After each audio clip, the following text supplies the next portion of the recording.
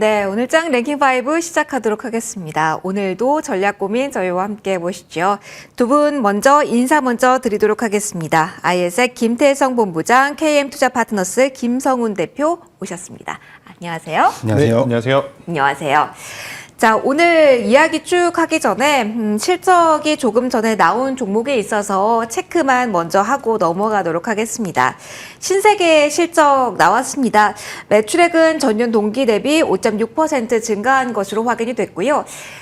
영업이익을 좀 보셔야 될 것 같아요. 지금 보시는 것처럼 실적 발표 이후에 드라마틱한 반응이 나왔는데요. 시장 예상치를 하회한 것으로 영업이익 확인이 됐고요. 전년 대비 35%가량 감소한 수치로 확인이 됐습니다.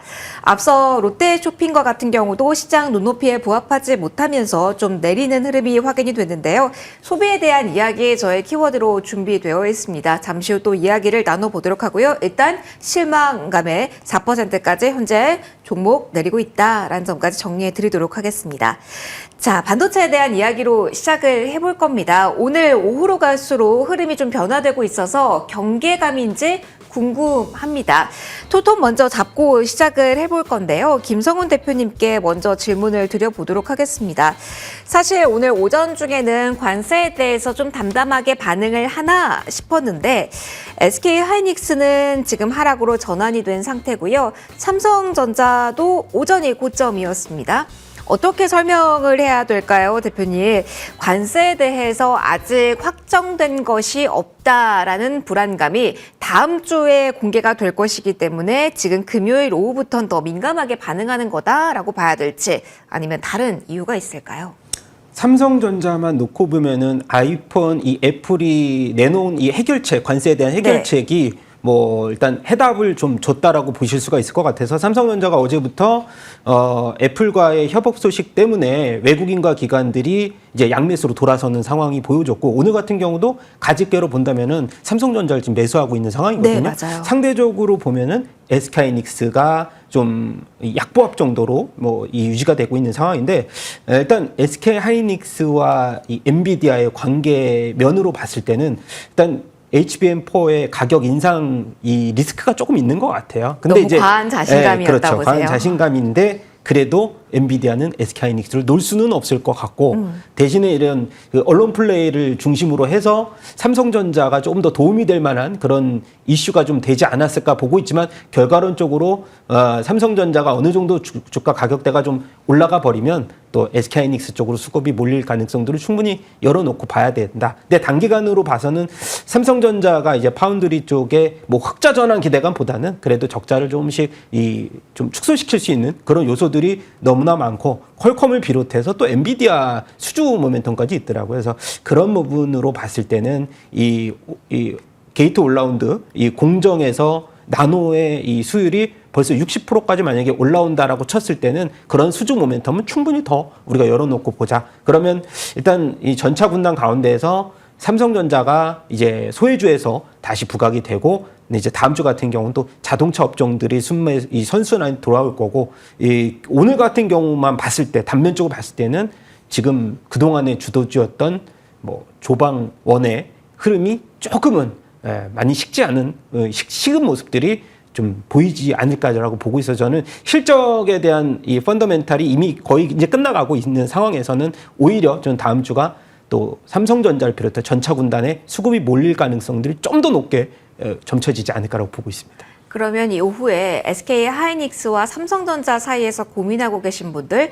SK하이닉스가 당분간은 조금 기간 조정, 여기에 머무를 가능성이 높다라고 한다면 삼성전자 쪽으로의 비중을 조금 더 확보하는 전략에 고개를 끄덕여 주실까요, 대표님? 그렇죠. 지금 한두 달 정도 안에서는 삼성전자의 밸류체인 오늘 같은 경우도 워이닉 IPS, 두산 테스나 이렇게 좀 삼성전자와 관련된 밸류체인 라인들이 굉장히 좀 강세를 보였는데 주가를 일봉으로 보지 말고요. 주봉으로 본다면 고점 라인에서 이제 상승하는 구간의 초입 국면이거든요. 워이닉 IPS도 이제 턴어라운드가 2분기에 시작이 된 거고 그런 면으로 봤을 때는 아직까지 상승할 룸은 삼성전자의 밸류체인 라인들은 조금 더 지켜보는 게 낫지 않을까 싶어서 이번에 제가 아까 말씀드렸던 이 수주의 모멘텀이 여기서 끝나지 않거든요. 조금 더 나올 수가 있는 부분을 좀 열어놓고 본다면 당분간 한두 달 안에서는 삼성전자 밸류체인을 조금 더 우리가 투자해서 수익을 볼 수 있는 구간이 좀 더 열려 있다. 이렇게 좀 마무리를 짓고 싶습니다. 삼성전자가 가지고 있는 모멘텀 수주 관점으로 이야기를 좀 해주셨습니다. 그러면 김대성 본부장님과는 관세에 조금 더 포커스를 맞춰볼게요. 삼성전자, SK 하이닉스 둘 다 무관세 가능성에 시장은 지금 무게를 두고 있는 걸까요? 아니면 자금 여력도 그렇고 현재 공장이 운영되고 있는 쪽은 삼성전자, 증설도 이쪽이기 때문에 그 관세에 대한 리스크에서 삼성전자가 조금 더 자유롭다라고 보는 걸지, 관세에 대한 민감도가 높아지게 된다면 셈법이 어떻게 되는 걸까요? 일단 이번 관세에 대해서 피해를 보는 기업과 수혜를 보는 기업은 없습니다. 없다? 네, 그 이유는 뭐냐면 지금 HBM이 중심이지 않습니까? 네. HBM의 재료가 되는 것은 D램, 메모리, 반도체 칩이지 않습니까? 그러면 이 메모리를 생산하는 기업이 많지 않습니다. 세 기업이죠. 삼성전자, SK하이닉스, 마이크론, 네. 그리고 이제 파운드리까지 합쳐보면 TSMC. 근데 이 네 기업들 중에 미국에 공장 없는 기업 없습니다. 그러니까 마이크론 자사 기업, 자국 기업이라고 하지만 마이크론도 미국의 공장을 갖고 있으면서 싱가포르가 일본에서 D램을 생산을 하는 거거든요. 네. 그렇기 때문에 이번 관세 100%라는 이런 발언에 누군가는 피해를 보고 누군가를 수혜를 보는 걸 아마 많은 투자자분들이 좀 고민을 하실 것 같은데, 다 따져보면 지금 피해를 보는 기업은 없습니다. 그렇기 때문에 어제 TSMC도 그렇게 좋은 모습을 보였던 거고, 네. 우리나라 삼성전자도 그렇게 좋은 모습을 보였던 거죠. 만약 이게 누군가는 피해고 누군가는 수혜라면 급격하게 떨어지는 쪽이 있어야 했습니다. 그런데 급격하게 떨어지는 쪽도 없이 마이크론도 좋았고 TSMC도 좋았고 삼성전자도 지금 좋은 상황, SK 하이닉스만큼은 뭐 안 좋다기보다는 지금 쉬어가는 구간, 이렇게 좀 말씀드릴 수 있어서 지금 반도체 어떤 품목관세 100%에 대해서는 미리 너무 겁먹을 필요는 없지 않겠는가. 겁먹을 요소는 저는 다른 데 있다 생각을 어디에 합니다. 있을까요? 이번 주에 일본 관련한 이야기 여러분들도 아마 들어보셨을 텐데 이게 문서화되어 있지 않고 서류화되어 있지 않으니까 구두인 거죠? 일본은 제로에서 15% 베이스를 지금 이해하고 있고, 미국 쪽에서는 기존에 2.5%에서 또 15%로 이제 인식을 하고 있는 그런 의견의 차가 있다는 이야기들이 있거든요. 이건 나중에 우리나라에게도 적용이 될 수 있거나 품목별 관세에도 적용이 될 수 있는 사례가 될 수 있어서 저는 그게 걱정이지, 당장 나온 어떤 트럼프 반도체 100% 관세 여기에 너무 걱정하실 필요는 없지 않겠는가라는 의견을 드려보도록 하겠습니다. 그럼 실적 놓고 보면 본부장님 어때요? 다른 쪽은 셈법이 좀 복잡한데요. 심택을 보면은 사실 드라마틱한 영업이익이라고는 볼 수가 없지만 네. 하반기에 대한 기대감에 오늘 또 한 번 19%까지 상승폭을 키우고 있는 현재 구간이거든요. 반도체가 유독 하반기에 대한 그림을 잘 그려놓는 종목이라면 상승폭이 더 있다라고 소부장 쪽의 전략은 함께 고민을 해봐도 괜찮을지요? 일단 어지연을 공교롭게 강한 쪽이 심테크와 두산 테스나, 네. 그러니까 삼성 파운드리 관련한 뉴스 나오면서 반응했던 쪽인데, 이 두 기업 모두 실적을 보면 아직까지는 그렇게 바닥을 찍었다, 바닥에서 올라오고 있다라고 볼 수는 없습니다. 그리고 지금 파운드리 관련해서 애플이 지금 자체칩 삼성전자에 준다고 했지 않습니까? 네. 이거 개발부터 해야 되는 겁니다.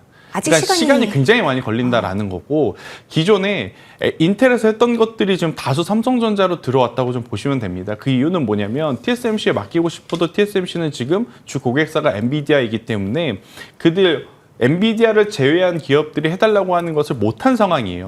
그러니까 애플이라든지 테슬라 그 외의 테크 기업들이 최선호 기업으로 삼성전자를 택한 것이 아니라 네. 차선책으로 지금 택한 상황이고, 차선책으로 선택할 수밖에 없던 건 엔비디아가 양보를 했기 때문에 엔비디아가 아니죠. TSMC가 양보를 했기 때문인데, TSMC가 만약 엔비디아 제품보다 애플이나 테슬라에서 준다는 게 영업이익률이 높으면 과연 그거를 포기를 했을까요?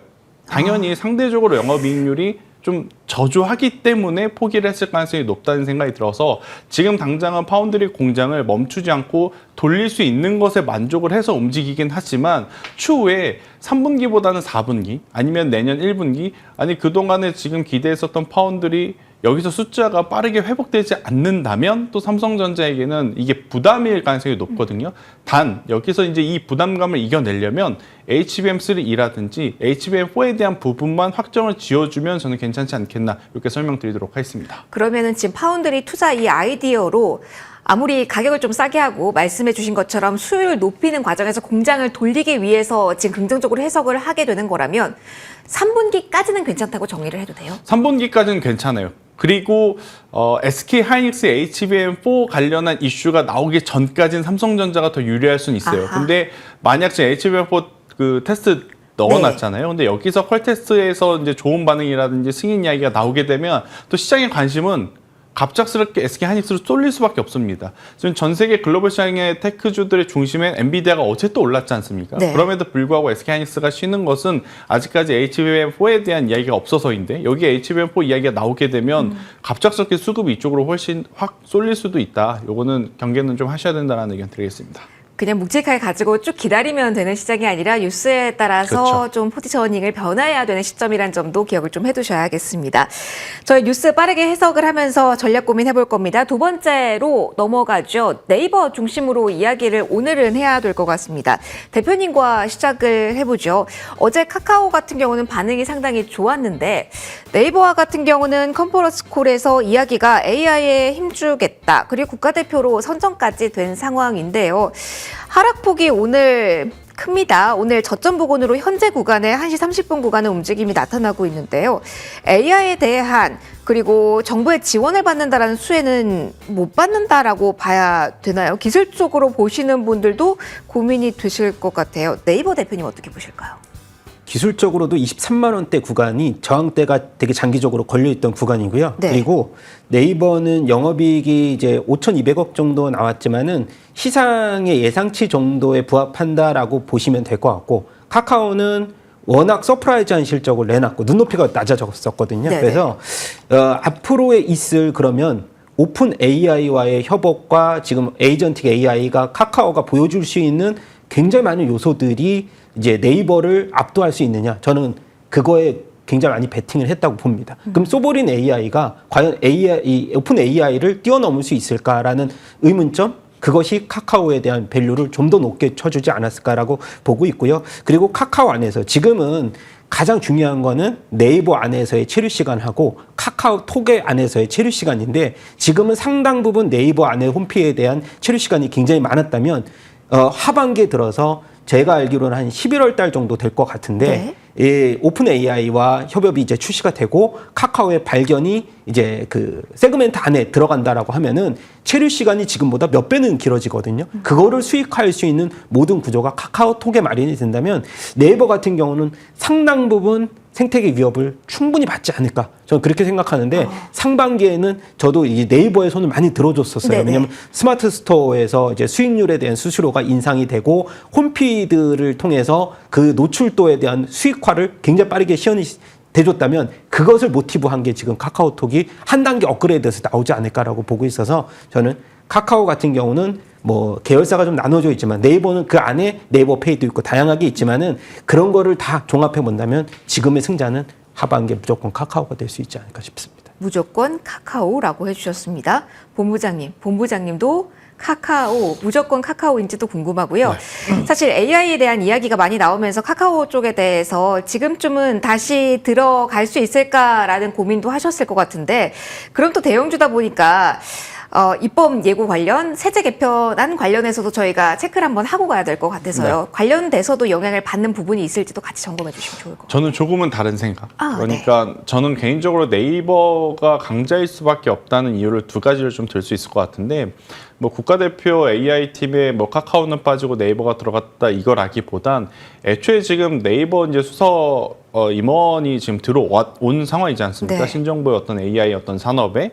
여기에 지금 네이버 같은 경우에는 하이퍼클러버 X라고 하는 플랫폼이 있어요. 그러니까 소버린 AI라는 것을 만들려면, 개발을 하려면 지금 하이퍼클러버 X가 필수적으로 필요하다고 지금 업계에서는 다 인정을 하고 있는 바이기 때문에, 그리고 이제 수년 동안 수조 원을 만약 투자를 한다 하면 결국 이번에 좀 선택되어 있는 기업들 위주로 어떻게 보면 자금 집행이 진행이 될 가능성이 높다라고 좀 보여지고 있고, 물론 이제 카카오의 편의성, 그리고 이제 카카오의 굉장히 높은 시장 점유율이라든지 확장성을 무시할 수 있는 것은 아니에요. 하지만 길게 봤을 때 변동성은 당연히 카카오가 우위. 그러니까 개인 투자자분들이 단기 트레이딩 하시기에는 가장 적합한 건 카카오이겠지만 투자의 관점으로 본다면 저는 네이버가 조금 더 우위에 있지 않겠는가. 근데 이거는 계속 호불호가 갈릴 수밖에 없지 않을까라는 네. 의견 드려보도록 하겠습니다. 그러면 그냥 이렇게 짧게만요. 네이버, 카카오 기존 보유자분들은 의견이 엇갈리는 과정에서 이 두 종목 사이 쉽사리 움직이지 말고 기다리자로 정리를 할까요? 가장 좋은 건 타이거 인터넷 탑10이라는 ETF가 카카오와 네이버가 좀 반반씩 담겨져 있거든요. 아하. 여기에 뭐 카페24도 있고 뭐 여러 가지 이제 기업들이 있는데 그런 ETF가 해답이 될 수 있을 것 같긴 하지만 앵커님이 물어보신 건 기존에 둘 중에 기존이요. 하나 네. 가지고 계신 분들을 위한 질문이었기 때문에 저는 굳이 매도하고 옮기실 필요들은 없지 않겠는가라는 의견 드리겠습니다. 계속 이야기를 좀 해야 될 부분일 것 같네요. 네카오 중심으로 이야기를 좀 해봤고요. 소비로 넘어갈게요. 오늘 여기서 이야기해야 될 부분이 상당히 많습니다. 신세계 중심으로도 이야기를 좀 시작해야 될 것 같습니다. 대표님과 내수 소비 먼저 이야기를 하고 갈까요? 롯데쇼핑도 실망감이 있었고 오늘 신세계도 5%까지 하락폭이 커지고 있는 구간입니다. 드라마틱한 변화는 여기서도 나타나네요. 조금 전에 신세계 인터내셔널의 실적 나왔는데 여기도 컨센 추정치 하회한 것으로 확인이 되면서 현재 3%까지 급격하게 하락폭 키운 구간입니다. 영업 손실을 기록했네요. 대표님, 지금 내수 소비 관련주들이 다른 곳은 셈법이 복잡합니다만 그냥 심플합니다. 실적 예상치보다 잘 안 나왔다. 손실 구간이다. 그러면 여지없이 빠지거든요. 다만 이게 하반기에 대해서는 긍정적인 시그널이 나오고 있는 상황이잖아요. 소비가 살아나면서 여기도 화답할 거다. 그럼 지금 구간에서 어떻게 봐야 되는 건지 오늘 지금 구간에서는 신세계 중심으로 좀 풀어가 볼까요? 좋은 얘기가 나올 수가 없어요, 저는 사실은. 없다. 네네네. 아무리 뭐 추경 효과가 일부 있을지언정 그 추경 효과가 다 뭐 관련된 소비 유통으로 갈 것 같지는 않고요. 제가 전에도 말씀드렸듯이 선택적 소비라는 측면으로 봤을 때는 뷰티 쪽에 계속해서 제가 강조드렸던 부분이 그거거든요. 그래서 지금으로서는 뭐 신세계 인터내셔널, 롯데쇼핑 그리고 이제 이 틀 안에서 계속 보지 말고 전체적인 틀로 보면은 국내 안에서의 소비 유통 구조가 아니고 이제 최근에 트렌드가 이제 오늘 주가에서도 나와 있는데 뭐 관련된 관광이라든가 뭐 카지노라든가 이쪽으로 수급이 계속 몰리는 이유가 국내는 굉장히 좁아요. 해외에서 매출 여력이 얼마나 증가하는지 그리고 전체 음식료 같은 경우도 해외 매출 비중이 많은 종목들한테 관심이 많이 쏠리거든요. 그런 부분에 포커스를 맞춘다면 하반기에 갈수록 이런 레포트 분석에서는 뭐 하반기로 좋아진다. 이런 유의 그런 언론 플레이 말고 현실을 좀 자각했으면 좋겠다라는 말씀 드려보고 싶습니다. 따끔하게 현실을 보자. 그러니까 긍정적으로 볼 수 있는 부분 해외 지역에서의 매출이 나오는 쪽 여기서 조금 더 그러면 시간을 써봐야 될 것 같아요. 대표님께 돌아오겠지만 그 전에 본부장님과 화장품 이야기를 해볼게요.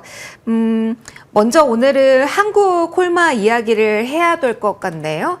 이게 이래서 생법이 어려운 것 같아요. 회사 측에서 본다면 우리 지금까지 중에서는 최대 실적이죠. 최대 실적이야. 잘했어. 그런데 지금 주가 흐름만 보면 정말 예상치 부합도 아니고 하회를 크게 한 듯한 느낌이거든요. 이럴 경우는 어떻게 해석을 해야 되는 걸까요? 일단 기준점이 어디냐가 가장 중요한데 눈높이요? 하필이면 이번 주에 기준점이 APR이 됐어요. APR이 되었다는 게 가장 큰 부담인 거죠. 네. 지금 달바 글로벌도 파마 리서치도 지금 굉장히 좀 부담을 느낄 수밖에 없는 상황. 또 한국콜마, 코스메사 같은 기업들도 부담을 느낄 수밖에 없는 상황. 그러니까 실적에 대한 어떤 눈높이도 높아져 있는데 그 기준이 APR이었기 때문에 아마 다들 어느 정도 해서는 좀 만족을 못하는 것 같아요. 파마 리서치까지 사실은 좋기도 해서요. 그렇죠. 그런데 네. 지금 한국콜마 같은 경우에는 상대적으로 지금 조정의 폭이 좀 크지만 저는 최대 매출이었음을 저는 여러분들이 기억을 해본다면 저는 충분히 지금의 낙폭이 조금 이제 잠잠해진다면 한번 조정 시에 매수를 해보는 것도 괜찮지 않겠는가라는 생각이 들고 있고 저는 화장품주들, 뭐 피부 미용 의료기기주들 뭐 단기간에 어떤 시세가 확 꺾이진 않을 겁니다. 그렇기 때문에 중간중간에 이렇게 노이즈가 있을 때 그런데 그 노이즈가 정말 주가가 하락할 만한 그 이슈가 되는 노이즈라면 피해야 되겠지만 이 뉴스를 가지고 주가가 하락하는 것이 과하다고 평가될 만한 이야기로 조정이 나온다면 저는 그 조정을 이용해 볼 필요는 있지 않겠는가? 아마 지금 한국콜마를 바라보는 다수의 투자자분들은 오늘 하락 과한데? 라고 생각하시는 분들이 더 많을 거예요. 그런 기업일수록 반등이 나올 때 좀 빨리 반등이 나올 수 있음을 저는 말씀드리도록 하겠습니다. 그러면 바로 연결해서 AS 겸해서 원픽 본부장님 갈게요. 네오팜 이야기를 할 겁니다. 오늘 새롭게 원픽으로 가져와 주셔서 그렇다면 지금 구간도 여전히 매수 가능하다라고 보시는 거잖아요. 네. 그리고 7월 달에서는 12% 현재 수익 구간입니다. AS와 함께 지금의 포인트도 알려주시면 좋을 것 같아요. 일단 네오팜이 이제 어디에 입점을 했느냐? 작년과 올해 가장 큰 일은 올리브영에 이제 올리브영이군요. 입점을 했다는 것에 저는 여러분들이 좀 포커스를 맞춰야 될 것 같고, 우리가 좀 가장 많이 알고 있는 VT, 달바글로벌 이런 기업들의 제품들이 어디에 입점을 했을 때 가장 그 어떻게 보면 파급력, 이제 홍보가 굉장히 컸느냐라고 하면 다이소와 올리브영 같은 곳이었거든요. 그래서 이제 네오팜도 올리브영에 입점한 부분들이 지금 시장에 관심을 받으면서 지난 7월부터 이제 계속 올라오고 있고, 이 해당 제품 관련 어떤 해외 매출이 중국 쪽에서 지금 굉장히 또 큰 호응을 좀 보이고 있어요. 그래서 저는 만약 화장품주들 중에 네오팜을 보시는 분들 같은 경우에는 저는 지금도 그렇게 부담스러울 수 있는 자리는 아니지 않겠는가라는 의견 한번 드려보도록 하겠고, 현재 구간에서 17,000원이라고 하는 가격대, 이 가격대를 저는 손절 라인으로 잡고 저는 추가적으로 2만 원 혹은 22,000원 가격대까지 한번 가져가 보셨으면 좋겠다 생각이 들고 있고, 제가 사실 오늘 처음 드리는 게 아니라 지난달에 한번 좀 말씀을 드렸거든요. 맞아요, 네. 근데 이제 한번 시세가 나오고 나서 지금 한번 좀 쉬어가는 과정인데, 이 쉬어가는 과정을 한번 이용해 볼 필요는 있겠다라는 생각이 들어서 오늘 다시 한번 좀 말씀을 드리는 거니까요. 네오팜은 조금 더 긍정적으로 보셔도 괜찮다는 의견 드리겠습니다. 종목별로 좀 대응도 다르기도 하고 화장품 섹터에 대해서 긍정적인 시각을 나눠주셨습니다. 자, 그럼 대표님과도 이야기를 해보죠. 실적하면 또 빠지지 않는 쪽이 카지노다 보니까 좀 크게 먼저 질문을 드릴게요. 카지노를 중국 관광객이 더 몰려올 경우에 아직도 룸이 남아있는 최대 수혜주라는 분석도 있던데 그렇게 봐도 되는 건지 궁금합니다. 네, 사실 GKL이나 파라다이스나 롯데관광개발이나 실적을 보면 먼저 이제 GKL부터 보면은 2분기는 중국 VIP 관광객 때문에 크게 이제 소실적이 나온 게 아니잖아요. 네네. 일본의 관광객. VIP 관광객이니까 만약에 무비자로 9월 달부터 시작이 된다면 거기에 플러스 알파가 되는 개념이고요. 그다음에 파라다이스 같은 경우도 오늘 한 10%대 반등이 나오는 것을 보니 지금은 이제 우리나라 같은 경우에 만약에 무비자의 혜택을 주면 중국은 또 우리한테 선물을 하나 줄 건데 그게 아직까지 열리지 않았던 문이 한한령에 대한 문이고 네. 그리고 이제 뭐 중국의 국경절, 뭐 일본의 뭐 오봉절 이런 것들이 많이 쌓여 있는 게 이제 이 3분기거든요. 그래서 그런 부분으로 봤을 때는 뭐 우리나라의 패키지 여행 그리고 또 하나가 제가 전부터 계속해서 말씀드렸던 캐대언의 이런 호응과 더불어서 엔터주가 또 한 번 2차적인 상승 랠리를 오고 네. 거기에 따라서 또 가장 이제 핵심이었던 제가 K뷰티를 얘기했던 파마리서치를 얘기했던 게 오늘도 실적 발표 이제 4시에 있잖아요. 실적은 나왔어요. 실적 나왔나요? 네네. 그래서 그런 부분 맞아요. 예, 실적 네, 나왔. 맞아요. 달마글로벌이 우리 기다리고 있어요. 이제 네. 4시인데 네. 그런 부분으로 본다면 이 파급 효과가 지금 단기간에 끝날 것 같지는 않아요. 그래서 저는 이 관련된 이 중국 소비주 중심으로는 이 핵심은 2분기가 아닌 3분기, 4분기로 본다면 계속해서 종목들을 서칭을 하고 실적 계속해서 이제 관찰해서 보면 거기에 또 힌트가 또 하나 나올지 않을까라고 보고 있어서 저는 당연히 카지노 업종과 또 호텔 신라를 비롯한 이제 숙박 업종들을 계속해서 지금 팔로잉 해보자라고 말씀을 드려보고 싶습니다. 그러면 대표님 가장 궁금한 부분이 언급이 많이 된 우리 그냥 손이 많이 탔다라고 하죠. 그런 종목군에 대해서 지금은 투자 매력도를 높이 보시는지 아니면 캐대언 이야기를 해주셨는데 직접적 영향권에 있는 영상 콘텐츠와 같은 경우는 뭐 실적도 부진할 것이고 그러면서 주가도 움직임이 덜했잖아요. 덜 간 걸 봐요? 아니면 잘 가고 있는 걸 봐요? 잘 간 걸 봐야죠. 시제 잘 가고 있는 거. 만약에 영상 콘텐츠가 뭐 스튜디오 미르라는 이런 것들 봐왔지만 직접적인 연관성은 원래 없었거든요. 캐대언하고. 근데 이제 최근에 올랐던 이제 이 CJ ENM 같은 경우가 실적 나오는 거 보니까 뭐 영상이나 영화 같은 것들은 뭐 이제 미지의 서울 이런 몇몇 개 작품 빼고는 인기 있었던 작품들이 없었어요. 그래서 상대적으로 보면 지금의 핵심은 다시 한번 엔터주F가 거기다 이제 하이브 같은 경우 어저께 실적이 워낙에 잘 나왔고 그리고 네. 8월 18일 날 또 보이그룹 6년 만에 새로운 보이그룹이 또 출시란가 하니까 데뷔가 됩니다. 데뷔가. 네, 데뷔가 되고요. 그래서 그런 부분들 봤을 때는 갔던 종목의 안에서 찾아야 되고, 제가 예전에도 이제 신규 뭐 스킨 부스터 시장도 얘기를 했지만 APR도 계속해서 지켜보자고 한 게, 침투율이 지금 5%도 안 되는 시장이거든요. 그 화장품만으로 이 피부의 관리를 하는 그런 세대는 좀 지났다고 생각이 돼서, 그걸 할 바에는 수십 번 바를 바에는 한 번으로 효과를 보는 쪽이 있기 때문에 그런 부분들을 핵심으로 보셨으면 좋겠습니다. 알겠습니다. 소비에서 약간 더 시간을 써볼까요? 이 질문이 가장 궁금하실 것 같아서 본부장님께도 이야기를 좀 들어보도록 하겠습니다. 마침 오늘 잘 가는 엔터 쪽에서도 흐름이 오늘 추가적인 뉴스가 있기는 합니다. YG 엔터테인먼트가 흑자 전환 소식을 알렸고요. 현재 구간에서도 플러스가 유지되고 있습니다. 엔터 4사 가운데 이제 다음 주 JYP면 모두 실적이 완료가 되거든요. 분위기 좋았고요. 네. 성적표 뭐 종목에 따라서 주가 흐름은 다르긴 했지만 성적표 자체는 다 괜찮은 걸로 지금 나오고 있거든요. 이쪽의 포인트는 어떻게 돼야 될까요? 그러니까 저는 엔터주들은 지난주 그리고 이제 이번 주 초 계속 좀 많이 말씀을 드렸어요. 그리고 만약 붙는다면 SM을 이야기를 드렸는데, 오히려 지금 YG 엔터테인먼트, JYP 엔터, 그리고 좀 내부적으로 아직 문제가 해결되지 않은 하이브가 상승 변동성이 좀 큰 상황이지만, 당장의 어떤 실적, 여기에 플러스 알파적인 요인은 앞서 대표님께서 이야기하셨지만 중국 시장 개방이라는 키워드를 가지고 있는다면 SM과 DOU가 저는 꼭 빠지면 안 된다라는 생각이 들어요. DOU까지 같이요? 그래서 만약 엔터주들을 보신다면 이번 주에 먼저 올라왔기 때문에 다음 주에 JYP 실적 나오고 새로운 뉴스 이거는 경계해야 될 것 같고, 지금 먼저 실적 발표를 했음에도 불구하고 잘 버텨주고 있고 흐름이 양호한 지수 대비 지금 퍼폼하고 있는 쪽은 SM과 DOU를 한번 공격적으로 매매 전략을 세워 보시는 것도 저는 컨텐츠 쪽에서는 괜찮다 싶고, 또 관세에 대한 부분에서 안전하다라고 평가를 받고 있는 쪽이 이제 엔터 쪽이지 않습니까? 네. 그래서 이쪽에 대한 관심도는 이제 높여가시되, 저는 사실 컨텐츠와 엔터와 게임 요 이제 한 카테고리를 본다면 하나로 봐도 되는 거 맞아요? 하나로 본다면 게임은 이제는 아닌 것 같습니다. 아하. 일단 게임은 우리나라에서 뭐 잘 만들지만 미국에서도 워낙, 중국에서도 워낙 잘 만들고 있는 상황이라, 예전처럼 우리나라 게임이 중국의 어떤 시장이 개방이 돼서 들어갔을 때, 판호 발급받아 들어갔을 때 예전처럼의 호응도, 관심도를 끌 수 있을까에 대한 고민은 좀 되는 상황이거든요. 그래서 관세 무풍지대라고 여겨지는 쪽에서는 저는 미디어와 컨텐츠 그리고 엔터 이렇게 압축을 해서 보시는 게 조금은 더 유리할 수 있지 않겠나라고 정리드리겠습니다. 네머블과 네오위즈 흔들림 나와서 질문 드리려고 했는데 같이 답변을 해주셨습니다. 참고해 주시면 좋겠어요. 게임은 조금 아쉽긴 하네요. 자, 방산에 대한 이야기도 해보도록 하겠습니다. 오늘은 LRG 넥스원 중심으로 궁금합니다. 대표님, 조방원, 앞서 첫 번째 제가 질문 드렸을 때도 기존에 잘 가던 쪽에서 어떻게 봐야 되는 건지 힌트 주시긴 했습니다만, 특히 조방원에서 방 대표님 빼야 될까요? 빼야 되죠, 당분간은. 당분간 빼야 네. 돼요.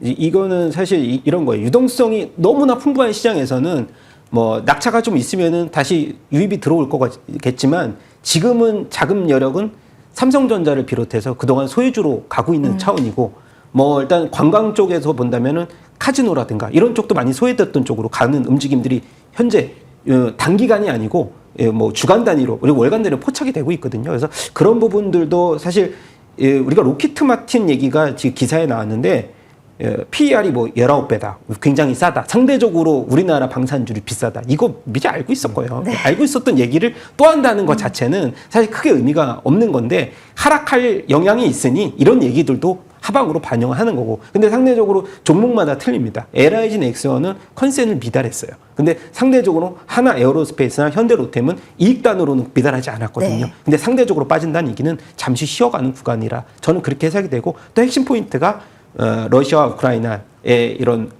화해적인 모드? 근데 저는 단기간에 끝날 것 같지는 않아서, 방산주는 이제 낙폭은 어느 정도 제한적일 거지만 반등이 나오기는 그렇게 쉽지 않을 것이다라고 마무리 짓고 싶습니다. 알겠습니다. 다음 주에 미러 정상회담이 개최될 예정인데, 그래서 좀 방산과 함께 저희 재건도 묶어서 준비를 하긴 했습니다. 짧게만 하나 더 여쭤보고 같이 이야기를 해볼까 하는데요. 김태선 본부장님, 저희 방산을 볼 때 재건까지 묶어봐야 되는 건지도 궁금하기도 합니다만, LRG 넥스원을 놓고 봤을 때 이거 먼저 갈게요. 지금 궁금한 거 이게 MSCI 지수 편입 이게 오늘로 확정이 된 거잖아요. 네. 이게 사실 글로벌 자금이 추후에 들어오긴 하겠지만 오늘 자체에선 그 영향도 일단은 세론도 여기서 더 가속화되고 있다라고 봐야 될지 요거 먼저 살짝 질문 드려볼게요. 근데 이제 그거는 떨어지니까 그런 영향도 있지 않을까라고 생각을 그치는 하는 거예요. 거고 앞서 이제 대표님께서 이야기하신 것에 저는 공감을 합니다. 이미 지금 외국 쪽에서는 우리나라 방산주에 대해서 좀 고평가 논란이 좀 있었던 상황 속에 그러니까 숫자가 안 찍힌 거죠. 그러니까 숫자가 찍혔으면 저는 크게 문제 없이 그러니까 약간의 조정은 받았어도 이 정도의 급락은 안 나왔을 거라 생각을 하는데 결국 이제 기준이 엄격한 상황에서 그 기준을 미달했기 때문에 저는 벌어진 상황이라고 좀 보시면 될 것 같고요. 이건 비단 LIG 넥슨만의 문제는 아닙니다. 글로벌 시장으로 보더라도 여러분들 AMD도 간밤에 올라서 그렇지 며칠 전만 하더라도 급락했거든요. 그러니까 시장 기대치에 미치지 못해서 좀 그런 것들을 좀 보고 있으면 한국콜마도 마찬가지인 것 같고요. 그래서 지금은 무엇보다도 증명해내지 못하는 기업, 그러니까 주가가 먼저 올라왔는데 숫자로 증명해내지 못하는 기업에 조금은 더 엄격하거나 많은 투자자분들의 어떤 투자의 심리가 굉장히 빠르게 바뀌고 있구나를 한번 느낄 수 있는 흐름이라고 설명드리겠습니다. 그러면 저희가 미러 정상회담 개최 이슈가 5번째 키워드다라고 예고를 해드렸는데요. 본부장님 이어서 짧게만요. 그럼 이 방사 내에서 빠져나간 네. 자금이 반대급부라고도 볼 수가 있겠죠. 결국은 그러면 재건 움직임과도 연결이 되니까요. 이쪽으로 갈 가능성도 좀 열려 있을까요? 일단은 열어두고 보시되 종목을 저는 압축을 좀 해야 될 것 같고 투자의 개념으로 보면 두산바켓, HD현대건설기계, HD현대인프라코어, 진성TC, DY파워 그러니까 굴삭기와 지게차에 좀 특화되어 있는 기업들이 가장 먼저 실질적인 수혜를 받을 가능성이 높은 겁니다. 네. 가능성. 가능성. 이들이 무조건 수혜를 받는 것은 아니에요. 우리도 러시아 쪽에 갈 것이냐 우크라이나 쪽에 갈 것이냐 이것도 또 다 따져봐야 됐고 이미 거기는 유럽 근처이기 때문에 우리나라 기업에게 기회가 올 것인지도 따져봐야 됩니다. 그래서 만약 혹여 물릴 때 물리더라도 기존에 원래 하고 있던 본업을 통해서 투자할 만한 기업들을 제가 추려드린 거고 네. 나는 그거 모르겠다. 지금 지수가 안 좋으니까 테마적으로 움직이고 있는 상황 속에 단기 전략을 좀 구사하겠다 그러면 SY 스틸텍과 전진건설 로봇이 과거의 대장주였는데 전진건설 로봇은 이번에는 그렇게까지 거래량이 크게 붙진 못하더라고요. 대신에 이제 SY 스틸텍 같은 경우에는 어제 강세, 오늘도 강세를 좀 보이고 있어서 상대적으로 거래량이 풍부한 쪽은 SY 스틸텍이다라고 설명드리겠습니다. 알겠습니다. 이 키워드에 대해서 김성훈 대표님의 의견도 짧게 들어보고 마무리할게요. 대표님 앞서 시간이 좀 걸릴 거다라는 이야기를 해주셨잖아요. 그러면은 이쪽 건설 기계를 수주 모멘텀, 수주라고 포커스를 맞춰보면 스토리라인이 조금 달라지게 될까요? 전 세계적으로 수주할 만한 곳이 많다. 그러면서 하반기 모멘텀 받을 수 있다라는 분석도 나오고 있던데요. 결국은 그냥 재건 테마로 해석을 하기보다는 본연의 가치로 해석을 하는 게 나중에 가서는 좋겠다. 왜냐하면 너무 질질 끌고 있거든요. 지금 보면. 그리고 나서 사실 현대건설기계가 지금 본연의 본질 가치로 본다면 지금은 이제 인도에 대한 이제 개화 그리고 중국의 경기 부양 거기에서 실적이 지금 숫자가 나오는 구간 그리고 현대건설기계와 더불어서 HD 현대인프라코어도 이렇게 저는 몇 개 종목만 추려서 본다면은 뭐 재건 테마로 굳이 합칠 필요는 없다라고 보고 일단 글로벌 신흥시장에 이제 그 경기 부양에 좀 포커스를 맞췄으면 좋겠습니다. 호재성 재료가 있는 쪽 그리고 악재가 머물러 있는 쪽 좀 뚜렷하게 나왔네요. 오늘 키워드에 대한 전략 분석 여기서 마무리 짓도록 하겠습니다. 김태성 본부장, 김성훈 대표 두 분과 함께했습니다. 고맙습니다.